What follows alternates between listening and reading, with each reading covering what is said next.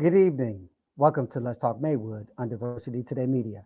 I am your host, Dr. Reggie Ratliff, and joining me for this first segment is my partner, co-laborer in the vineyard, and expert investment advisor, Terrence Hollisworth. Terry, good evening. How are you? I'm doing good. How is it going today, Dr. Ratliff?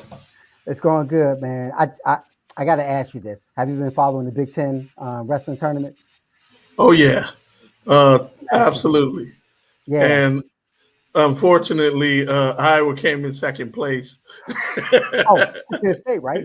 Penn State won, Yeah, right? Yeah. yeah. Well, there was some good matches, man, from 125 to heavyweight, some barn burners. So yeah. So the NCAA tournament is in 2 weeks and is in Detroit. No, it's in Tulsa, Oklahoma. Oh, sweet, sweet. Okay. So let's pivot and talk a little bit about the world of finance. So I know there's been some news in finance. The Dow was down a little bit today, but you're the expert. What's going on? You know what? I say the same thing every week about one our the stock market today is being driven by interest rates, so that's always going to be at the forefront.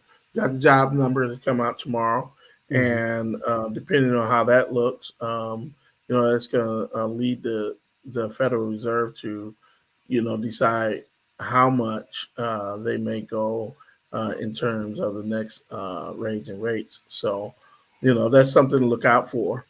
Yeah. But here's something that I really wanted to talk a little bit about. Yeah. BT is up for sale, right? Really? Yeah, yep, Like entertainment television? What? yeah. So as we know, Bob Johnson, became a billionaire because he sold BET to Viacom, and Hmm. after he unwound the stock, he left with $1 billion in his pocket, and so Yes. a lot of us felt like BET should be black owned, Hmm. and at this point, Byron Allen and Yes. Tyler Perry are both interested in owning BET. Let me Yes. ask you this. Who do you think would be the better owner? Byron Allen. Tyler. Byron Allen. Okay. Byron Allen. Byron Allen. Well, Byron Allen. Gone. why is that? He has a track record of, building a brand from beginning. Years ago, even when people have never heard of him, doing those 3 a.m. interviews and how he was able to purchase the Weather Channel.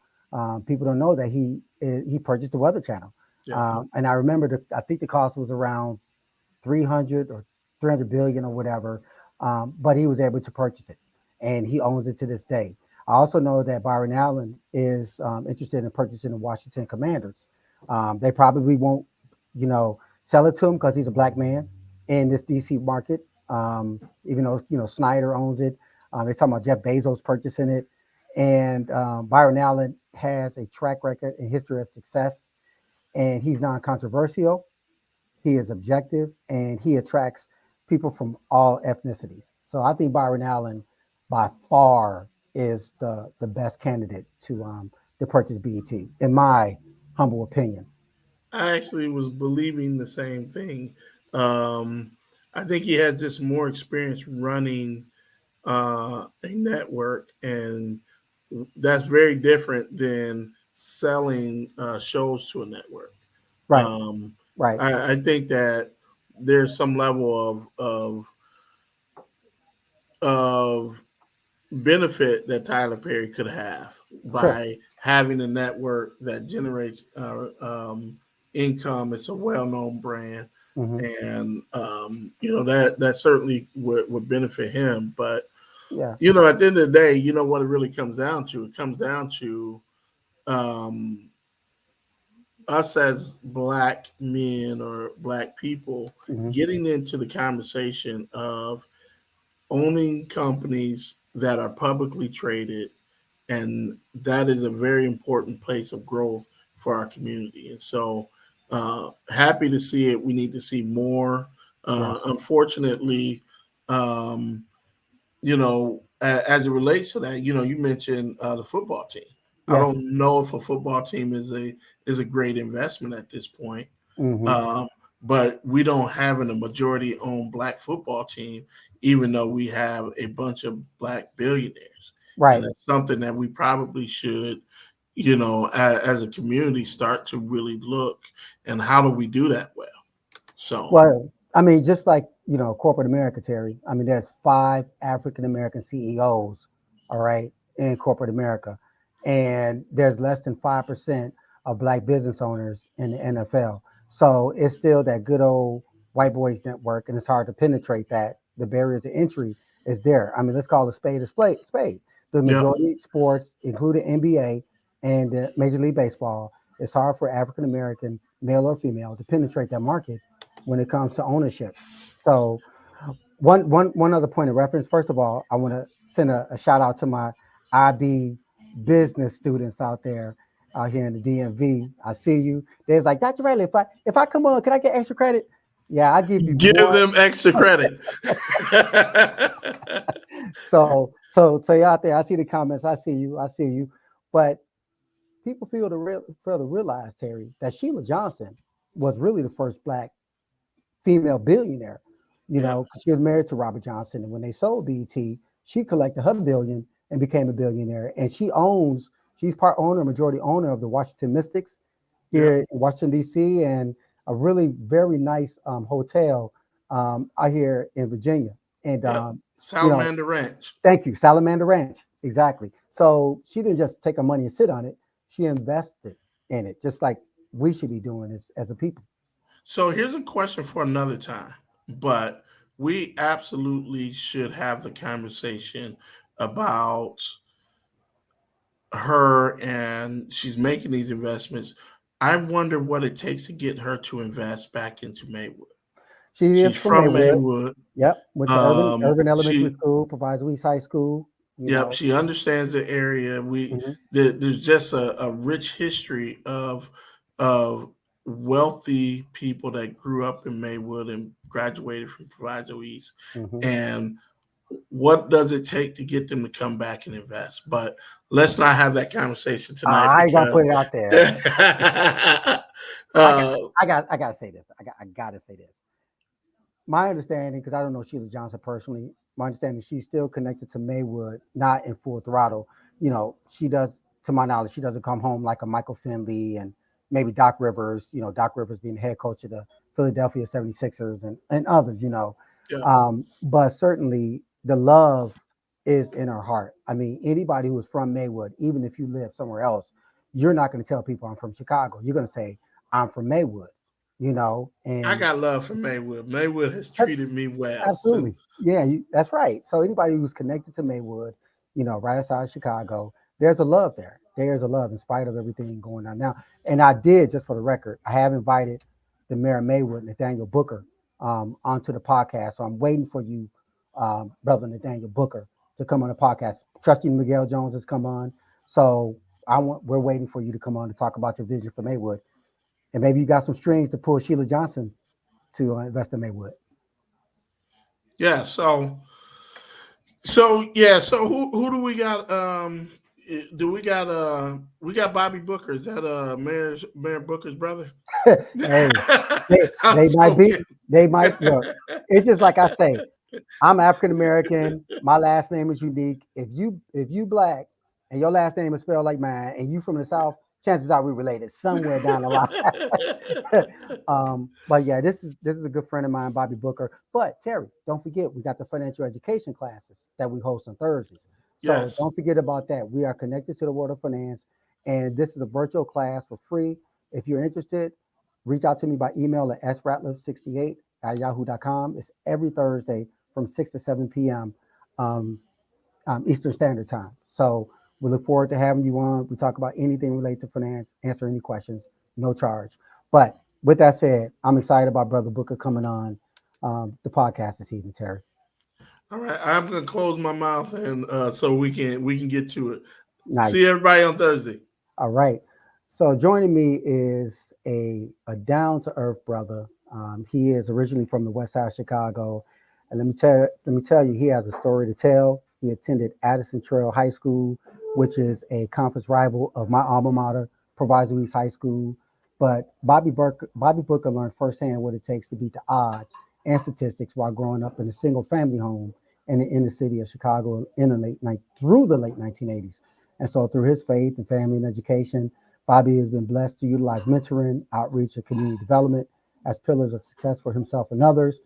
After completing his bachelor's of science degree in communications from Illinois State University, go Redbirds, and a master of arts degree in community development from North Park University, my alma mater, Bobby has consistently served the community for over 20 years. Bobby is not just designed for his daily occupation, but also through community service leadership through Phi Beta Sigma fraternity, as well as Prince Hall Masonic Lodge. So, in addition to his accomplishments, including residential work for special needs children and troubled youth, juvenile detention counselor, Chicago Public School dropout prevention and recovery program expert, Bobby most recently is the community engagement specialist at Eastern Virginia Medical School in Richmond, Virginia. I'm sorry, Virginia Beach, Virginia. And he has done a lot more work as it relates to community service. And he's going to talk about it right now. So without further ado, I'd like to welcome Brother Bobby Booker. All right, all right. Good evening, Dr. Ratliff. Thank you. How you And doing, my brother? I'm doing good. You know, as we say in our community, you call people doctor first, and then you get their permission to call them. But we Absolutely, go brother. we go way back. Thank you for that wonderful introduction. Hey, man, you earned it. And yeah, you could call me Reggie. It's all good. We've known each other for what, 20 years, nearly 20 years, man. Yeah, yeah. So, Graduate school. I mean, we mhm, were out there hungry. We had dreams and visions, and you and I were absolutely. talking earlier. We achieved a lot of those, man. Yeah, we have. I mean, we talked about it when we worked in those community projects at North Park University. And on Saturday, we'd be in Saturday On classes all Saturday day. morning, Woo! knocking on doors, going to the neighborhoods that were kind of Hmm. sketchy. We didn't know. North But Lawndale, yeah, and oh yes. Austin, Woo.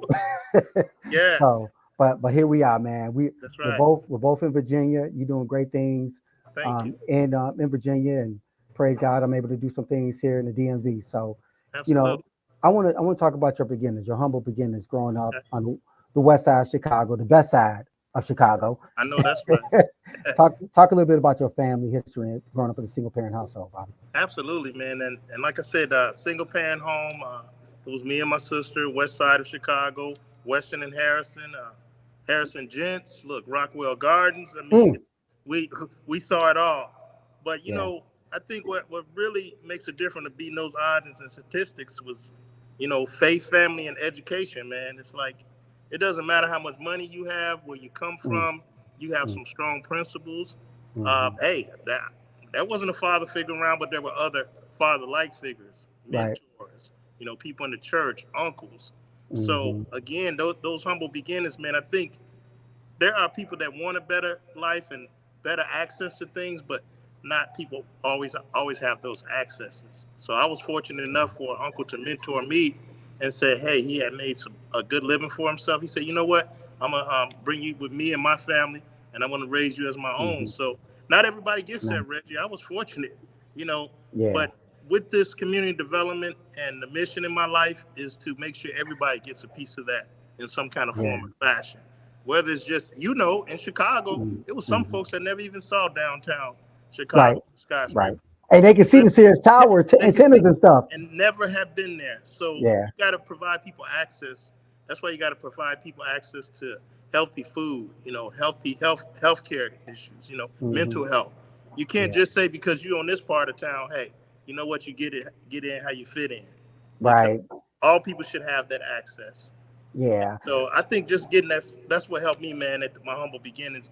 Is once I saw I had access to things, I want to make sure other people that look like me have it as well.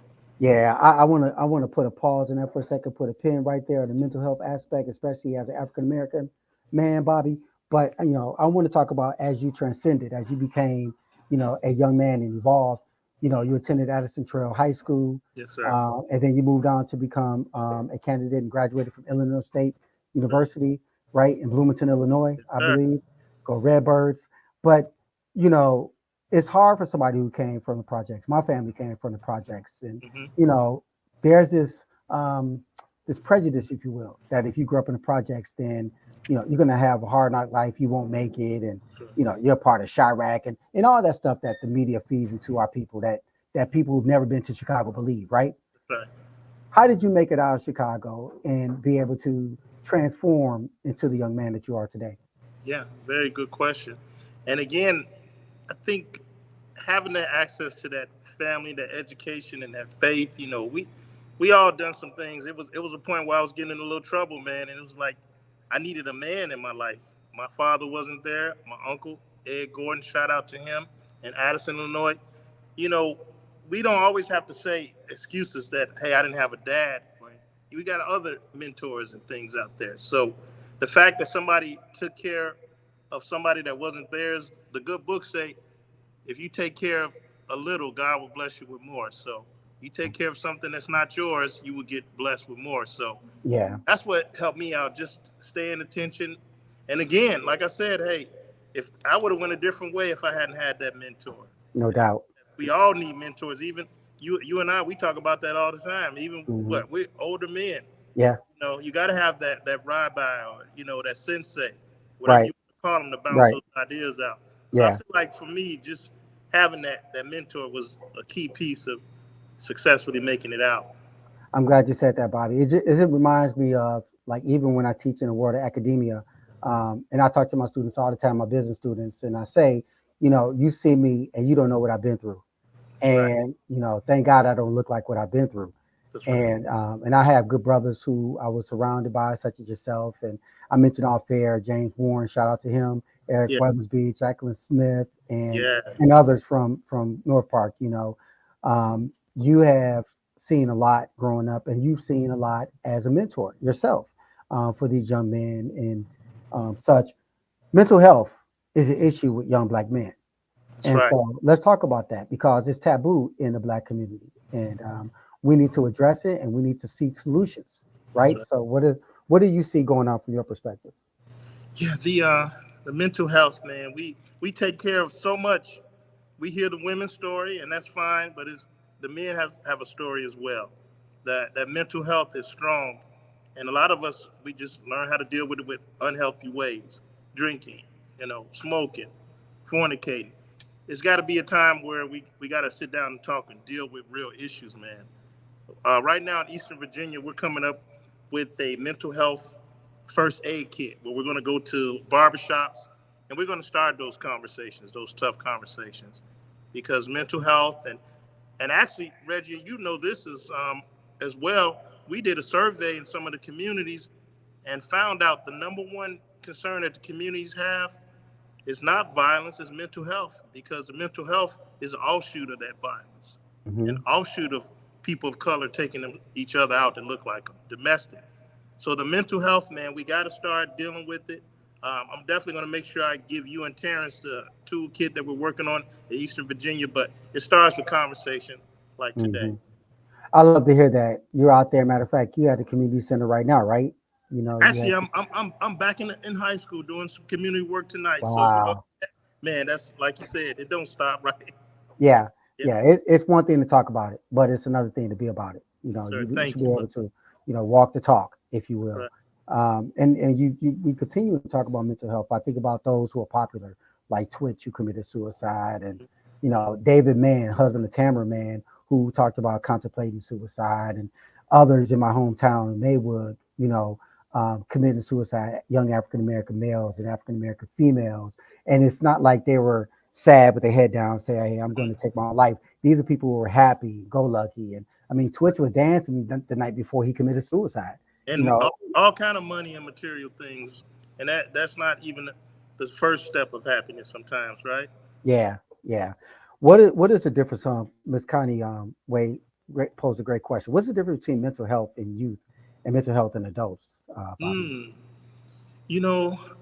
It's ironic that you mentioned that because my younger son is dealing with that now. One of his classmates, uh, one of them tried to take their life. 18 years old, senior, getting ready to graduate. And I think the difference between the mental health in youth and as adults, the the youth are into the technology, and that's great.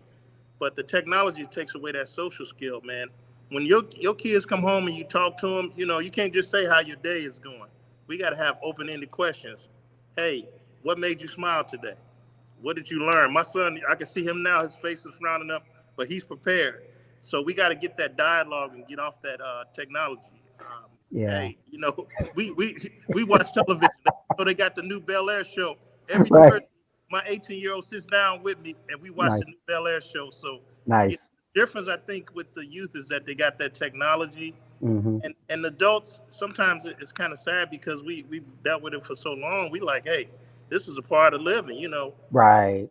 We get caught up in the cycle. We like, hey, that's just how we are, but it's not how we are.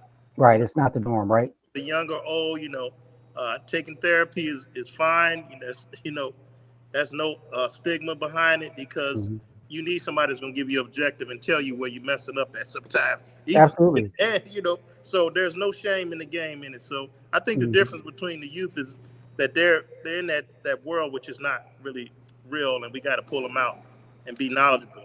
Yeah. And some of my students who are even watching right now, they know what I do when I walk in the classroom. Uh-huh. When it's time to get busy and get into content, I walk around the class because this one particular business class, there are almost 30 students, Yes, juniors.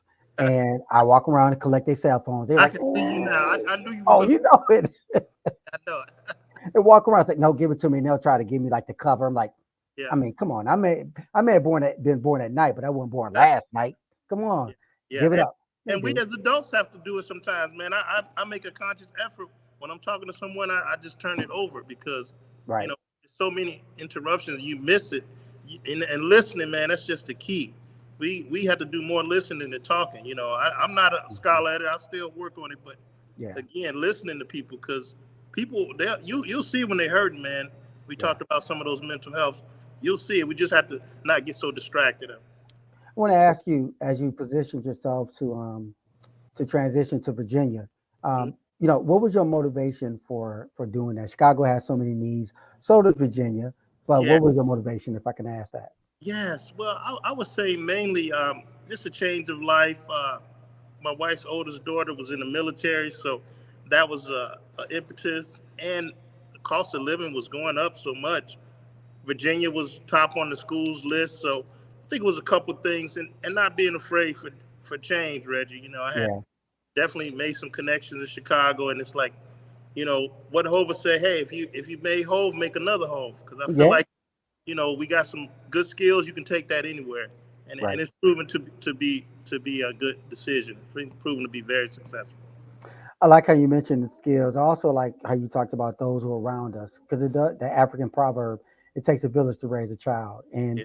there's nothing wrong with having someone get in our case, because we know if that person cares about us, then they'll get in our case, regardless of what it is, a bad decision, and while giving us advice, whether it's seasoned advice for somebody who's older and elder, and moving to Virginia for me was a blessing Mhm. because I saw opportunity, as you stated, and there's still a need. I mean, that's why we do what we do, right? That's right. Absolutely. So, what is it for you as far as like you foresee in your role in Virginia Beach that can help turn the tides around for not just our youth, because the question was posed about adults, but for adults as well to give them this mental health um, barrier, if you will, hmm right now. hmm Awesome question. And you know what? To be honest, and I want your students to know too.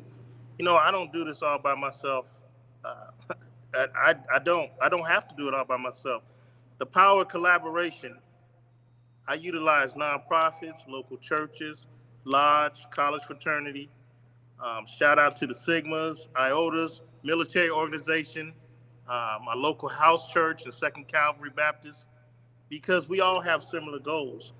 And we have to come together as a community because, as you know, being in community development and masters, we can't sit around and wait for people to give us funds.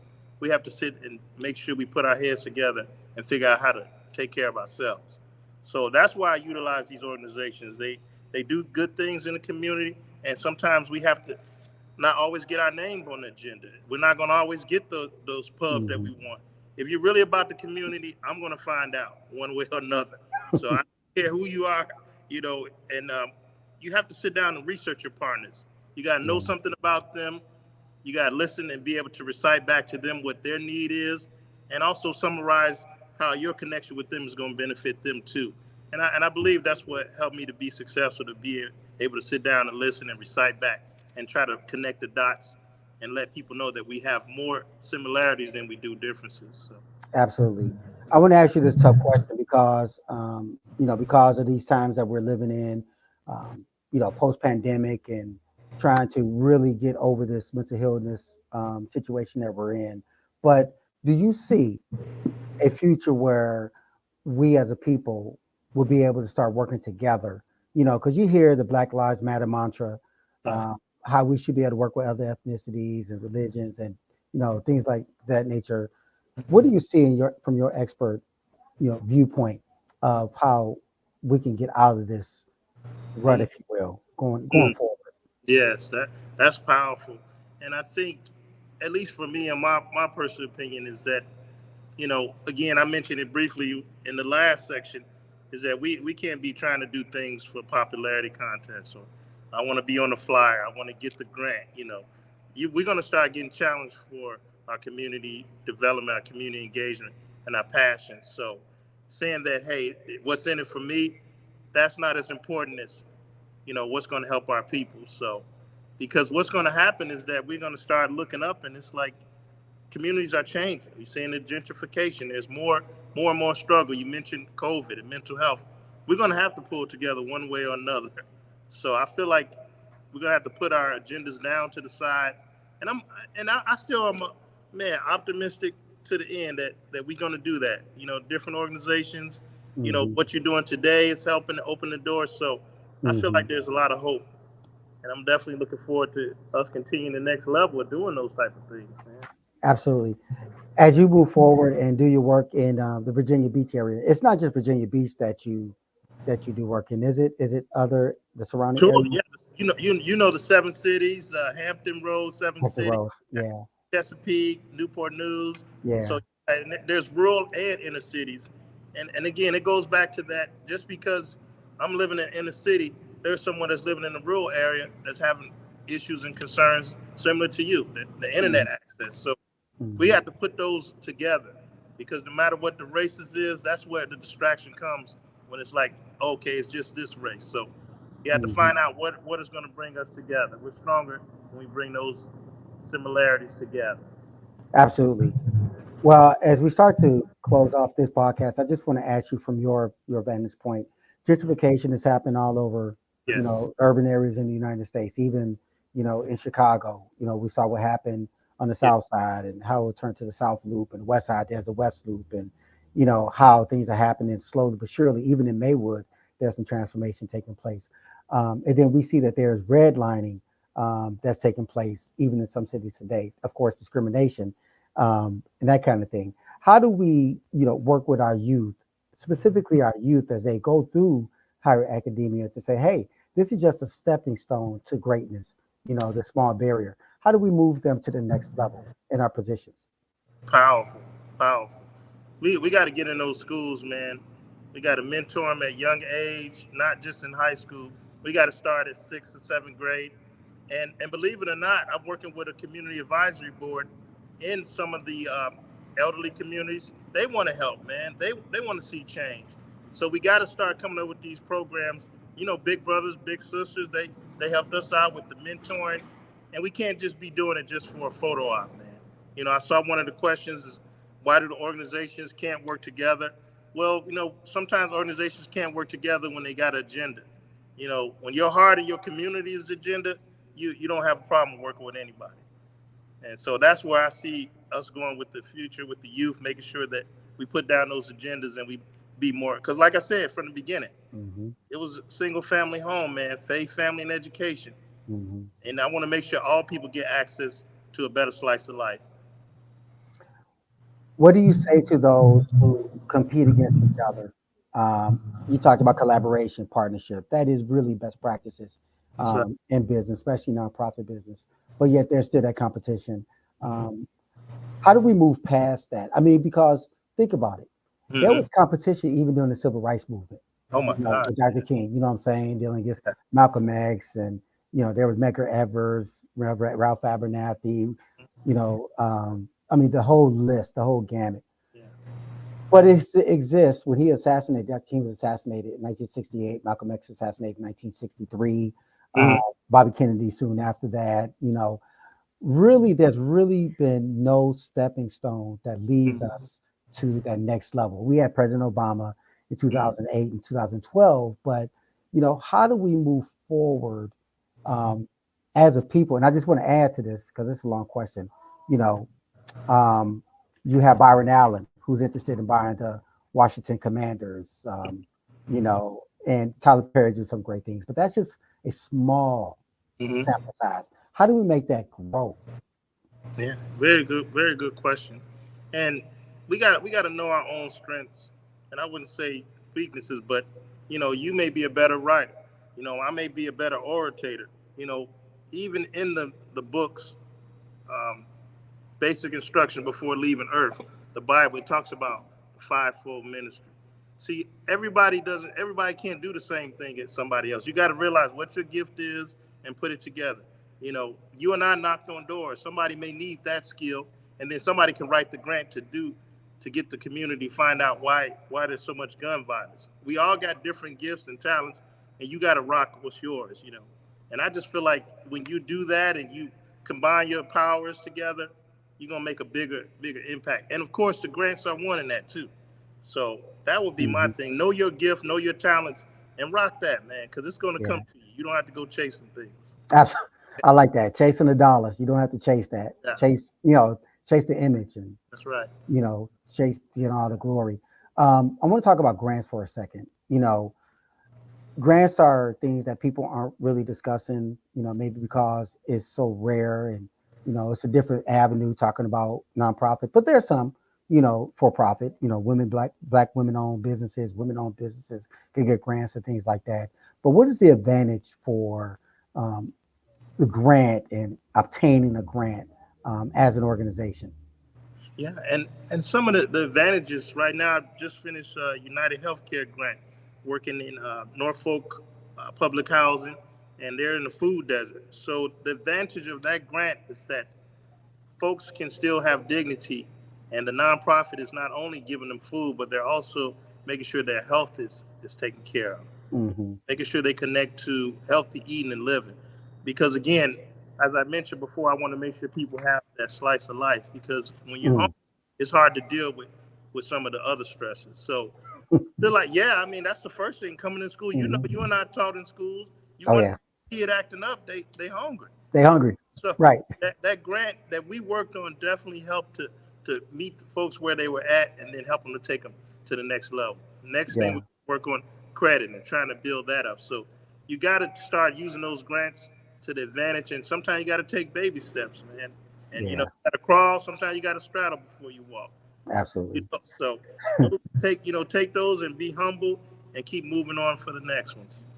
Yeah, and people, some for those out there who don't know, when you receive a grant, you do not have to pay it back. I know that's right. So you should go. You don't have to beg. Say, please, if you give us a grant, we'll do. No, just be a good writer, like you said, Brother Booker, and that increases your chances. But you mentioned something about feeding. Food deserts exist in my hometown in Maywood. The Fred Hampton House, who was a Black Panther back in the day. In front of this house, some good friends I grew up with, Randy McFarland and others, they have a refrigerator, a community refrigerator, right in front of this house, and it's led by Fred Hampton's son. And they're doing some great things. They fill the refrigerator up. Anybody from the community needs food or vegetables or what have you, they go right in there. Oh Um, it's awesome, right? yes. Yeah. But the bigger problem is there are lack of grocery stores Mhm. in our communities. And you mentioned that a child may be acting out because they're hungry. Mhm. You know, how do we overcome that barrier, to get more grocery stores in the Maywood or a rural area and things like that? Hmm. And now that's a very good question. And too, we got to go to those community council, those local council meetings. We got to know who the people that we're voting in, because we think, okay, we vote for the big elections, but we got to pay attention, because those are the folks that are making those decisions, and businesses are coming in and not. They have responsibility to give back to the community. So we got to make sure that we go into those local council meetings and find out what the voting is. And that's what community development is all about, building the community from the inside up. You all are the experts. We're not the experts. We can't come in and tell you. You know just as much as we do. So we have to make sure that folks know their rights. They know how to when those meetings are, having access, and it can be done. We're seeing it now over here in Norfolk. We start out with the food program, and we do have a smaller scale food store, but that took a lot of knocking on doors and making sure folks are going to student town hall councils. So we are proud of that, and we're looking to keep going with it, man. I'm proud of you, brother. I mean, you're doing great things out there, and the seed was planted at North Park, and Yes. you said a community is built from the inside out. That reminded me of John McKnight, Come on. ABCD, Asset-Based Community Development, right? Man, we go way back. That's Craftsman, right. those folks, yeah. Yes, him and Saul Alinsky and others, Rebel Radicals, and that Right. book. You know, um, We learned amazing, right? some good stuff, man, and we practicing it. And you're doing great things as well. I see you with Eternal Light, so you're keeping Yeah. it going, man. And I'm glad to see your students because they're the next generation. Absolutely, God is good, and I appreciate my students who tolerate me sometimes because I get in their case, but they know that I mean this in love, and I pray that they feel the better for it when they go on to college and beyond. So, as we start to wind this interview down, I do thank you again. There was something you said about the food. We talked about mental health. We talked about housing. We talk about um, just being able to get over the barriers that we're going through as a community, working together, collaboration. But that saying, give me fish and I'll eat for a day. Right. Teach me to fish and I'll eat for a lifetime. That's so We need real, to teach our children how to fish, right? so real, so real. And be critical thinkers like what you're doing now. Think, hey, think for the long range, not just short range. So I could Absolutely. better myself. You teach me how to fish, I'm gonna eat every day. Exactly. I got it. I could take over from here. It reminds me of that project with me, you, and James, Warren was out there in North Lawndale, and Oh my God. Garfield Park, like you said, knocking on doors. Those people, they weren't criminals. I mean, they weren't like begging for anything. They were sitting down with us. They invited us into their Right. home, answering our questions. Right. Right? Yeah. Yeah. They don't care what you know. They just want to know that you care. Right. Exactly. Come on. Yeah. So, and that's the case everywhere. Right. We're here in the VA. It could be DC. It could be Maryland. It could be LA. It doesn't matter, right? It's still the same thing. We need to start getting those classes of community development engagement going, man. Get it back going like we used to. Man. We can teach. We're the teachers now. Yeah, we are. We went from students to teachers, Yeah, absolutely, and we're teaching. Hey, I'm down with that, man. sir. We could definitely do that for sure. Um, but I want to give you the last word again. Thank you, man. It's good to see you, and you're You looking as well. great. Yes, sir. You're doing great things out there in the area, and I want to give you a couple minutes to Yes, share sir. your closing thoughts, words of encouragement, or whatever comes to your spirit, man. Yes. Well, Stage is yours.